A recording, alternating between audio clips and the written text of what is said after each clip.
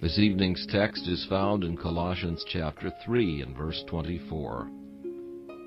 Ye serve the Lord Christ. To what choice order of officials was this word spoken?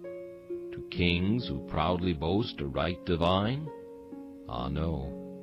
Too often do they serve themselves or Satan, and forget the God whose sufferance permits them to wear their mimic majesty for their little hour. Speaks then the apostle to those so-called right reverend fathers in God, the bishops, or the venerable archdeacons? No, indeed. Paul knew nothing of these mere inventions of man. Not even to pastors and teachers, or to the wealthy and esteemed among believers was this word spoken, but to servants, aye, and to slaves. Among the toiling multitudes, the journeymen, the day laborers, the domestic servants, the drudges of the kitchen, the apostle found, as we find still, some of the Lord's chosen.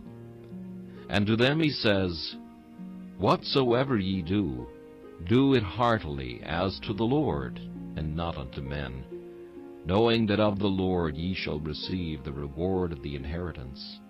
For ye serve the Lord Christ. This saying ennobles the weary routine of earthly employments, and sheds a halo around the most humble occupations. To wash feet may be servile, but to wash his feet is royal work. To unloose the shoe latchet is poor employ, but to unloose the great master's shoe is a princely privilege. The shop, the barn, the scullery, and the smithy become temples when men and women do all to the glory of God. Then divine service is not a thing of a few hours and a few places, but all life becomes holiness unto the Lord, and every place and thing as consecrated as the tabernacle and its golden candlestick. Teach me, my God and King, in all things Thee to see, and what I do in anything, to do it as to Thee. All may of Thee partake. Nothing can be so mean, which with this tincture, for Thy sake, will not grow bright and clean. A servant with this clause makes drudgery divine.